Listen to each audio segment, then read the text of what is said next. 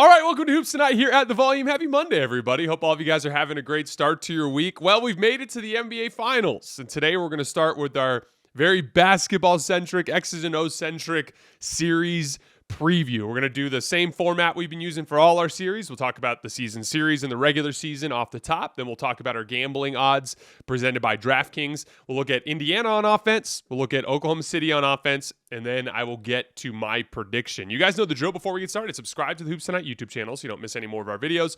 Follow me on Twitter at _JasonLT so you guys don't miss show announcements. Don't forget about our podcast feed, wherever you get your podcasts under Hoops Tonight. It's also super helpful if you leave a rating and a review on that front. Jackson's doing great work on our social media feeds on Twitter, Instagram, Facebook, and TikTok. Make sure you guys follow us there. And then last but not least, keep dropping mailbag questions in our chats after our shows so we can get to our mailbags throughout the remainder of the series. All right, let's talk some basketball. The NBA Finals are here. This is your last chance to bet on the NBA until next season. And DraftKings Sportsbook, an official sports betting partner of the NBA, is pulling out all the stops to make this a Finals to remember. One team will be crowned champ, and the other will be lost to history. Who you got winning it all?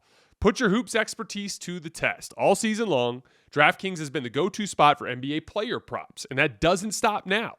Who's going to carry their team to the chip? Try placing a bet on your personal MVP to drop 30, 40, or maybe even over 50. Ready to place your own bet? Download the DraftKings Sportsbook app, lock in your bets, and finish the season as a winner. Here's something special for first-timers. New DraftKings customers bet $5 to get $300 in bonus bets if your bet wins. Don't miss your last chance to bet on the NBA this season. Download the DraftKings Sportsbook app and use code HOOPS. That's HOOPS. That's code HOOPS for new customers to get $300 in bonus bets if your bet wins when you bet $5. Only on DraftKings, the crown is yours. So, the Thunder won the season series 2-0. The first game was back on December 26th. It was in Indiana. Indiana actually held a 4-point lead with a couple of minutes left. Those of you guys who hang out with us on playback, we actually rewatched the entire crunch time sequence of this particular game, and the Thunder just walked them down. J-Dub had a couple really nice attacks out of ball screens, one where he got a nifty kind of like up and under layup, another one where he drew a foul. Shai had a kind of a guard screen with Cason Wallace. That's a big way that they look to attack Tyrese Haliburton when he was hiding on guards, was just kind of having guards slip out of screens.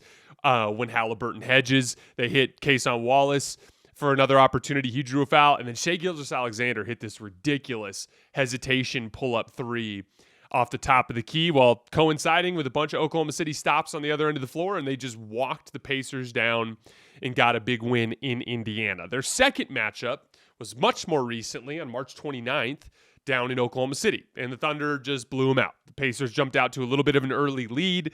There's an interesting trend in this matchup where when Isaiah Hartenstein's on the floor, the Thunder just look a little bit slow, and the Pacers are able to kind of get into the flow of their offense and cause some problems. But at the start of those games, we'd see that bear out. Then they'd go a lot more small. Chet didn't play in either game, so we'd see very different versions of the Thunder later in games where they just kind of match speed for speed, and they were able to cause more problems for the Pacers. Now, it's worth mentioning the Pacers went out to big leads in each game. They jumped out 22-7 in the December game, and they jumped up 19-9 in the March game. But again, that kind of falls into that Hartenstein stuff. Very interesting on-off splits with Isaiah Hartenstein in the regular season versus when he was off the floor. And as is always the case with the regular season, key players missed games for both teams, right? Like Aaron Nesmith and Ben Mathurin each missed a game.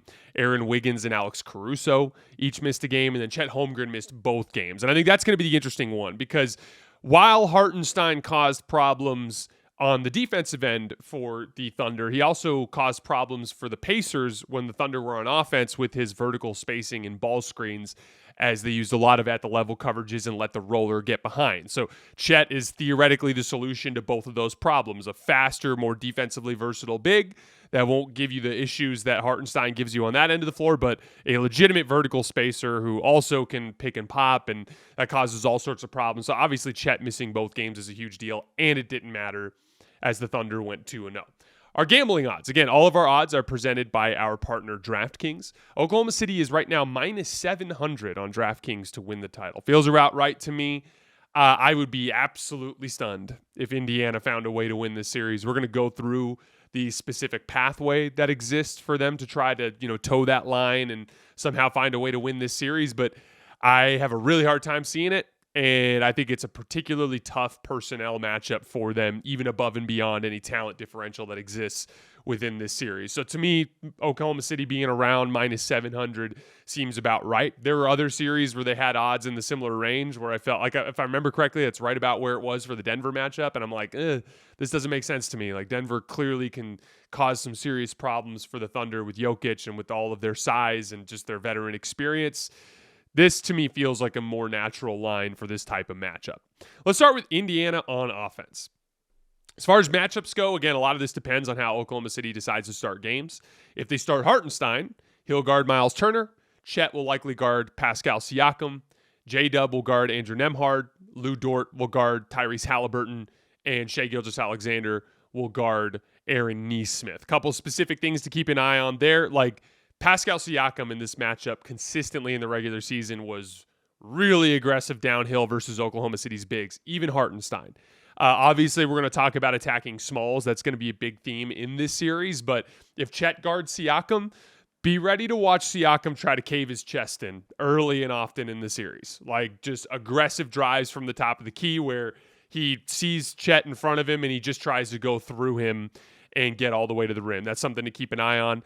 And then again, Shai guarding Nesmith. Shai has a tendency to linger into the paint. He basically operates as a roamer in the Oklahoma City defense. It's how he gets a lot of steals in a lot of cases. So obviously Aaron Nesmith's ability to knock down catch and shoot threes and beat him crashing to the basket is key. If they go small and if they start Alex Caruso, I think we'll see Chet guard Myles Turner. Very different type of matchup, obviously, there. I think I'd go with Caruso on Siakam in that case, just because Caruso has had success in this playoff run dealing with bigs. He had a little bit of a problem with Julius Randle in the first game of that series, and then he just figured out that Julius Randle can't dribble and just attack the basketball and cause a lot of problems in that way.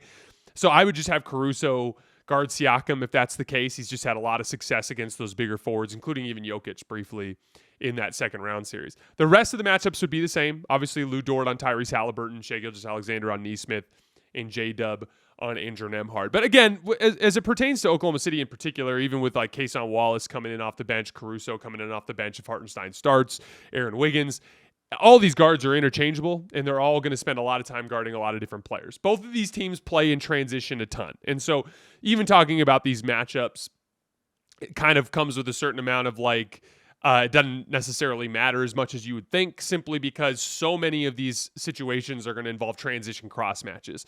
Again, transition cross match is pretty simple. The principles in transition defense are stop the ball, protect the rim, then spray out to shooters. So it's not about guarding your man in that case. It's about guarding the nearest man, right? And so you're going to see a lot of situations where dudes get cross matched. And so everyone's going to kind of have to figure out how to guard in their respective random matchups that they end up in. In the regular season, Tyrese Haliburton was a non-factor relative to other matchups. Tyrese is generally a low-usage player because he's more of an advantage hunter than an assist hunter. The difference to me there is Tyrese Haliburton gets rid of the ball earlier than most people do, and it's usually when as soon as he sees the slightest bit of a mismatch.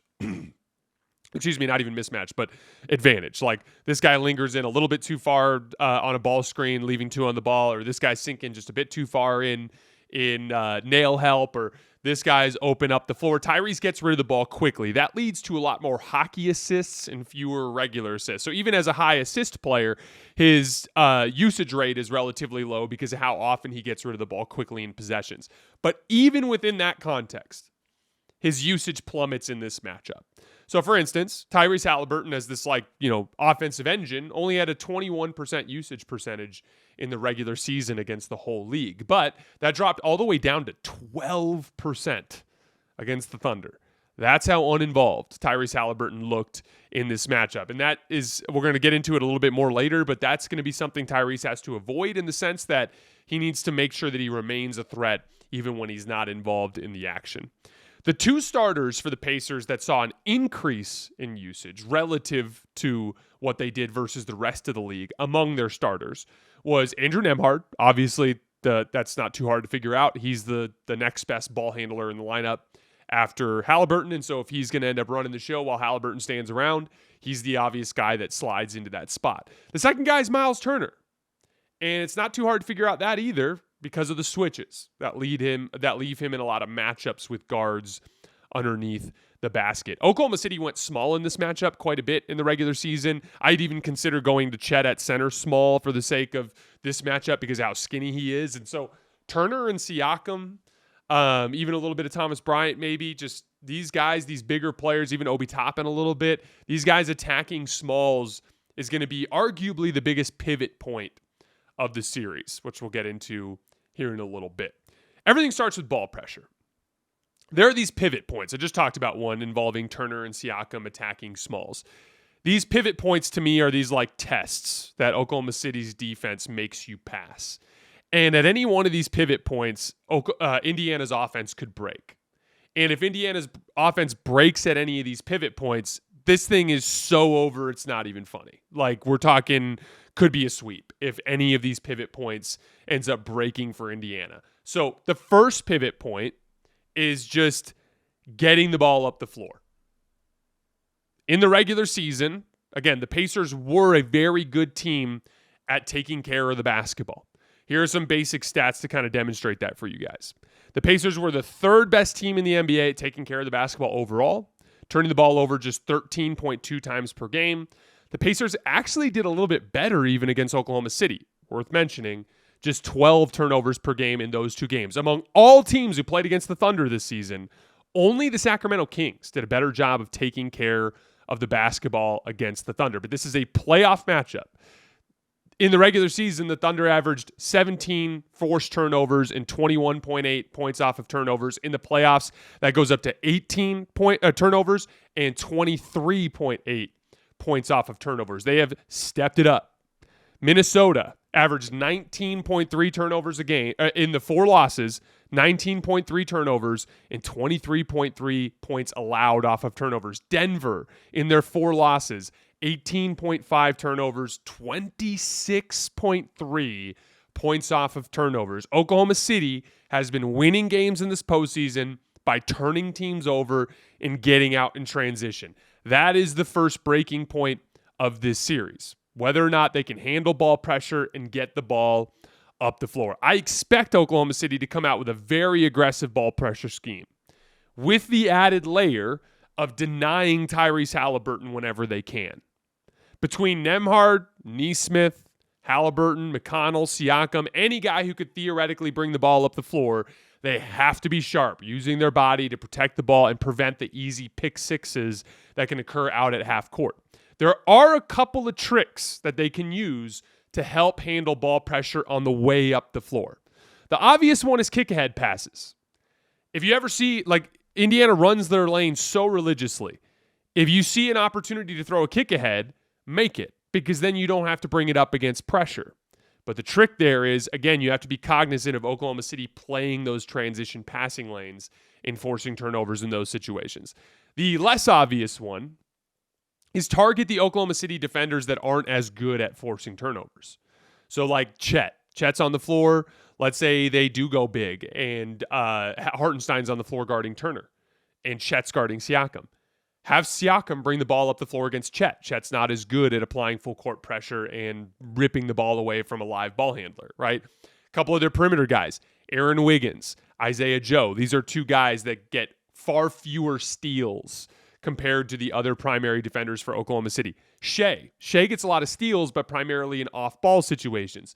You could have Nesmith bring the ball up the floor. Shai wants to waste a bunch of energy trying to turn his man 5 times on his way up the floor. That's his prerogative. He's also not as good at just getting those live ball steals as some of those other guys that they have. So those are simple ways to try to alleviate that full court pressure. The second breaking point in terms of the pressure defense from Oklahoma City is high and low post entries. We talked about this a lot in this postseason run after the Denver series, in the Minnesota series.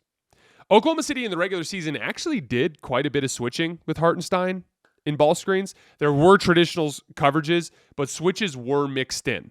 And then as we mentioned earlier, Oklahoma City went small a lot, which means in this series, there will be a lot of situations where Turner or Siakam is matched up against a small. Just like Julius Randle got. Just like Naz Reid got. Just like Aaron Gordon got. Just like Nikola Jokic got. And what did we see in those series? Turnovers on post entries. over and over again. Even for Nikola Jokic, one of the best positional bigs in terms of creating passing angles, Game 7 literally turned on the inability to get Jokic the ball because of Alex Caruso and his disruption on post entries. And guess what? In the film session, Indiana had similar turnovers against Oklahoma City in this regular season. There's a play where Myles Turner had a deep seal against Kason Wallace under the basket. And Kason's trying to three-quarter front around the left side, and Myles is trying to back him down to create that passing angle. And right as he's backing him down, Obi Toppin throws the pass, and it's kind of in that gap right as Myles Turner's backing, and it just goes out of bounds. Turnover. You see a play where Pascal Siakam is posting up on the right block, and the defender's full fronting the post, and he's creating that over-the-top passing angle. Pass goes up. Dude comes shooting in from behind that post bracket that we always talk about with the Miami Heat, where that window just suddenly disappears as a defender comes flying in from behind and steals that ball. Even on plays when they get the ball into the post, the immediate swarming can cause turnovers as well. This is the second breaking point. If they can't actually get the ball to their size advantages, then they have very little chance of scoring against Oklahoma City when they start to switch. And so again, step 1, getting the ball across half court into their offense. Step 2, actually getting the ball in their post entries and high post entries to their size advantages. Now, before we talk about the third breaking point, it's at least worth mentioning the statistical performance of Oklahoma City's previous playoff opponents. Denver and Minnesota and Memphis were all in the bottom half of the NBA this year in turnovers per game. These are all high turnover teams. Indiana was third. They're just better at taking care of the ball. So it's very possible that these dynamics that we're talking about are less impactful in this series. But again, it doesn't matter what you do in the regular season. It's more physical. It's more intense. This is a way better defense than anyone Indiana has played to this point. They still need to pass that test. No one gets to hold up the NBA.com page and just be like, oh, hey, look, we don't get any turnovers in the finals because we didn't turn it over for the first 6 months of the season. You got to do it in this series, in these stakes, in this physicality. The third breaking point of the series will be what happens if Indiana doesn't turn the ball over. I'd break this down into 2 categories. It's all play finishing. One-on-one scoring and contested catch-and-shoot shooting. And this will depend on what coverages Oklahoma City uses throughout the series. We're going to see a lot of everything. We saw both teams run zone against each other in the regular season. We saw traditional coverages. We saw switching. I think Oklahoma City will start aggressive and in traditional coverages up at the level.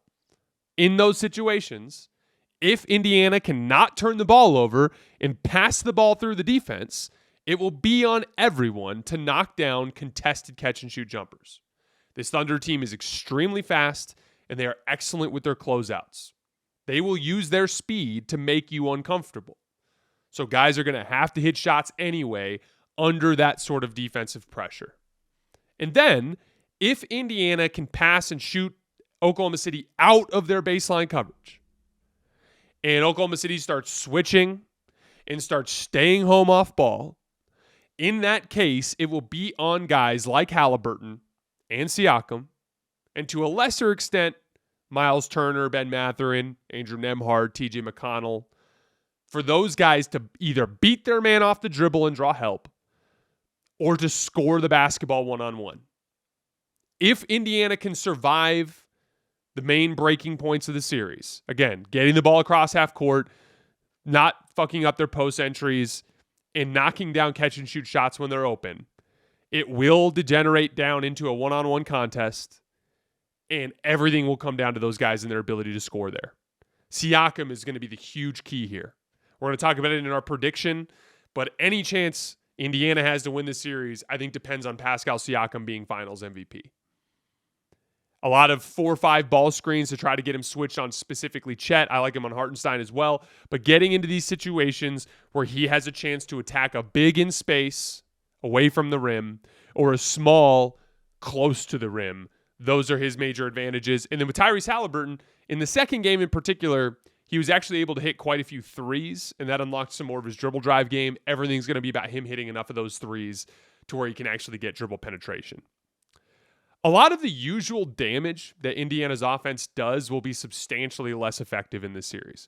The relentless transition pushes, those kick-aheads. We just showed a whole video in playback on Saturday night of how they killed the Knicks with that kind of stuff. Oklahoma City was the second best transition defense in the NBA in the regular season, per Cleaning the Glass's transition catch-all metric. They're super athletic, playing in that plane of existence, and they just have such good floor balance. They're always ready to get back. All of that whirling half-court action that Indiana runs. The Thunder will botch switches. They'll miss rotations, but far less often than other teams. And their speed closes gaps way quicker than other teams. They won't get as many of the easy runouts that they get from their ball pressure turnovers that flow into those transition sequences. Why? Because Oklahoma City is literally the best team in the league at taking care of the basketball. Indiana will have to rely on individual greatness more in this matchup than they have in any other series to this point. And I would argue that's far from the strength of this particular basketball team. Last thing I want to talk about before we go to Oklahoma City on offense is Tyrese Haliburton and what happens when he goes passive. We talked about it earlier, but his usage rate in this series is about half what it was against other matchups in the regular season. We watched in the crunch time video on playback, but it's a consistent theme throughout both of these games. He just isn't very aggressive. And there's a lot of him standing around off the ball. And in those situations, he just has to find a way to stay more involved in the offense. He had a layup in crunch time of the game that they almost won, the one where they were up 107-103. The shot that he hit to put them up 107-103 with it was 3 minutes left before Oklahoma City walked him down, came out of a stack pick and roll where he was the screener that was starting underneath the basket. So it was Nembhard up top, and I'm pretty sure Turner was the one setting the screen. And as Turner set the screen and as Nembhard came off, Tyrese Haliburton back screened for the roll man and then relocated out to the left wing. And in the process, he generated himself a closeout opportunity. In that closeout opportunity, he was able to beat his man off the dribble and make a little floater that crawled over the front of the rim. And that put the Pacers up by 4. That dynamic, and not just in 3-man action, but even in 2-man game, keeping himself involved as a screener is going to be key, because when he sets screens, he forces his man to actually react. And if he doesn't, then you have a different kind of opening that occurs. Pascal Siakam hit a pull-up 3. I've watched so much film this morning that I can't even remember which game it was in. But one of the games, Tyrese Haliburton goes and he's getting kind of hugged by Lou Dort. And when he goes and sets a screen for Pascal Siakam, Lou Dort just stays hugged up on Haliburton. And so as Siakam comes off of the ball screen, all of a sudden he's wide open because Haliburton set the screen and his man didn't want to help. And so he rose up into a wide open dribble, off the dribble 3 at the top of the key, and he knocked it down. So again, when Haliburton is being played out of the game by ball pressure, which that's a whole other separate thing that he needs to not allow that to happen. But let's say he loses his confidence dribbling in this matchup, he's got to stay involved as a screener. He cannot allow himself to become a spectator in this matchup. All right, let's move on to Oklahoma City on offense. Matchups, once again, are going to depend on the lineup that Oklahoma City starts with. If they start Hartenstein, we'll see Turner on Hartenstein, Siakam on Chet, Haliburton on Lou Dort. Indy, interestingly, likes Nembhard on Shai more than Nesmith. I've been super excited to see Nesmith get reps on Shai, and we will inevitably see that because obviously they're going to try different looks over the series, but not a ton of examples of it in the regular season. A lot of Nembhard on SGA. We'll see how that works out. They match athleticism with Nesmith going on J-Dub as his primary matchup. If the Thunder start Chet at the 5, I think we'll see Turner on Chet. I think we'll see Siakam on Dort. That's based on their second matchup this season. Haliburton on Caruso as kind of guarding that pick and pop guy. That ended up being Cason Wallace in the regular season. A lot of damage done to the Pacers defense using Haliburton in screens and having Cason Wallace just slip out. And he got a big dunk in a important sequence during the regular season out of that type of play. But Caruso, obviously, as we know, can do similar things out of that spot. So regardless of whether it's Caruso or Cason Wallace or whoever it is that they decide to start, it'll be a guard that I expect the Thunder to attack Haliburton and Hedges with. And again, with those Hedges, a lot of teams try to take ghost screen threes out of Hedges, meaning slipping out towards the three-point line. One of the things that the Thunder did in this matchup, which I found really fascinating, is they attacked Haliburton's Hedges with cuts, like rolls. And the fascinating thing there is like Haliburton has a relatively easy method for defending ghost screens where like when the guy slips out of the screen, he gets super high with his hands as he gets out of the hedge. And that forces like an over-the-top pass that is way more difficult for the guy to get a nice clean catch-and-shoot look out of. These guys are just slipping right to the basket, and Shai's just, throwing a little quick bounce pass into the gap or a little floating pass into the gap. And Haliburton doesn't really have a chance to rotate there because he's already going downhill towards the rim. So something to keep an eye on there. And then again, the same matchups outside of that, Nembhard on SGA and Nesmith on J-Dub. But as we mentioned with Oklahoma City, with all the cross matches and stuff that's going to occur, and just with the depth of perimeter guard defensive talent, you're going to see all sorts of different sorts of matchups in this series. Now, Indiana also brings a great deal of full court ball pressure, as we know. The trick here for Indiana is to not lose control of the ball in those situations. We saw this a lot in Minnesota, where ball pressure can actually backfire if Shai ends up just getting downhill. Shai attacks ball pressure by making a quick move, getting you pinned on his side, and then just using it as the initial attack of the possession and getting into the teeth of the defense. He's not trying to survive ball pressure. He's trying to punish ball pressure. As a team, in this regular season, we've also seen Oklahoma City attack Indiana's ball pressure with extended ball screens, sometimes out as far as half court, where they'll basically run a pick and roll with Hartenstein screening, because again, Chet didn't play in the regular season, but we'll see Hartenstein run out and set a screen for Shai way out at half court, which then just creates this massive runway for both players. Shai's now rolling or driving really hard down one side, and here comes Hartenstein rolling really hard down the other side. They've had a lot of success with ball screen attack in this matchup. Shai straight line drives are literally death. They end up in so many layups and so many foul calls. Indy has to find a way to contain the ball. And one of the biggest kind of like subplots of this series will be if either team can break the other team of their primary defensive aggression game plan just by not turning the ball over, getting the ball into the teeth of their defense, and making the appropriate passes and knocking down shots. If you can break either team's base scheme, that's where things can get pretty interesting. Now, in ball screens, Indiana's generally loading up. They're at the level most of the time to try to stop the guard from getting downhill. That doesn't work as much when the ball screens are extended out at half court, but when they can get the ball screens in more of a traditional spot closer to the rim, they can come up to the level, and as long as the guard doesn't reject the screen, they can contain the ball there. But what happens when you end up bringing your big up to the level? That's when you start letting the roll man get behind. And even though Hartenstein struggled on defense in this matchup, he did get several lob dunks in ball screens because Turner was up at the level. We talked a little bit about this earlier in the show. Even if Hartenstein is played off the floor, Chet brings that same conundrum to the table, albeit he's not as good of a screener. Hartenstein's a better screener out on the perimeter, getting those initial bits of separation. But watch out for Chet as a roll man in this series. He can pop. He certainly can. I think that would be more useful, his shooting ability in those like spacing situations when other players are involved. I think vertical spacing is going to be a key in this series with the way that Indiana's guarding in ball screens. And so Chet's ability to roll and finish will be big. Now, the Pacers will pinch from the weak side, nail help, low man help, to try to shrink the floor. As has been the case for Oklahoma City all season, it will come down to them passing the ball effectively through that aggression and role players knocking down threes. In their two regular season matchups, tell me if you can see the difference. In the December game, Oklahoma City got 0.86 points per catch and shoot jumper. They got just 0.91 points per play when they passed out of pick and roll. And they managed just a 107 half-court offensive rating. That was the game that Indiana held a late lead and almost won. In the late March game, Oklahoma City got 1.36 points per catch and shoot jumper. They scored 1.38 points per play when they passed out of pick and roll. And they had a 114 offensive rating in the half court. That was the game they blew the Pacers out. So once again, it's the same dynamic that has existed throughout this postseason run. When you look back through the other losses that Oklahoma City has had in this postseason, all 4 of them, the Thunder dropped below a 90 offensive rating in the half court. They are rickety on that end of the floor compared to their defense.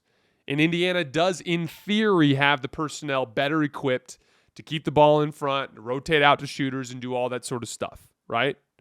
So if Indiana wins games in this series, that's what it'll look like. Loading up on the ball, Oklahoma City missing shots, them not having a successful half-court offense game, it being close late, Indiana having a chance. Shai absolutely torched these guys in the regular season. 39 points per game, 7 rebounds and 8 assists, 56% from the field, 64% from 3, 12 free throw attempts per game. He just absolutely fried them. The main catch and shoot guys that burned him, Dort and Isaiah Joe, those guys hit 15 threes in the 2 games. Now, what's interesting there is those are 2 guys that have been way less effective as shooters in this postseason. Isaiah Joe's role has been marginalized a little bit.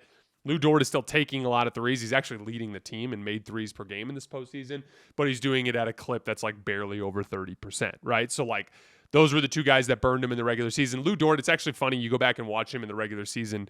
He was just so much more aggressive and confident as a catch and shoot guy than he looks in this particular postseason. A little more hesitant to take contested threes in this postseason and obviously just shooting them at a lower percentage, something to keep an eye on. The trick for Indiana is going to be finding a coverage that doesn't require them to leave shooters open. Because, as mentioned, there have been games where Oklahoma City's offense has cracked, but here they are. They're 12-4 in this postseason, and their offense has looked pretty fucking great outside of that. And in big moments, like Game 4 in Minnesota alters their game plan, starts loading up in the paint, forcing them to knock down catch and shoot jumpers. What did they do? They made them all, right? So can Indy find a coverage that doesn't require them to leave shooters open? When Shai, so let's say they switch. Well, Shai and J-Dub torched bigs on switches in this matchup in the regular season. Even Siakam. Shai was going right by Siakam whenever he wanted to. So I'm not sure switching necessarily covers the bases. And then we talked earlier about how they lost control of the roll man when they defended ball screens 2-on-2. They could try running a deeper drop, but now you're running a drop against SGA, who's one of the more gifted mid-range shot makers in the league. So I don't really see a combination for Indiana that could hold up in one-on-one situations or 2-on-2 situations. So honestly, it feels to me like Indiana's only chance on defense is to basically load up and hope guys miss shots. And that's where you cross your fingers and say it's the NBA Finals. It's June. These guys are young. Chet and J-Dub, again, 2 co-stars that have become demonstrably more comfortable for Oklahoma City as the playoff run has progressed. Totally different vibe. Totally different vibe in the finals. Everything is so different. The media presence, just the pomp and circumstance, the pressure.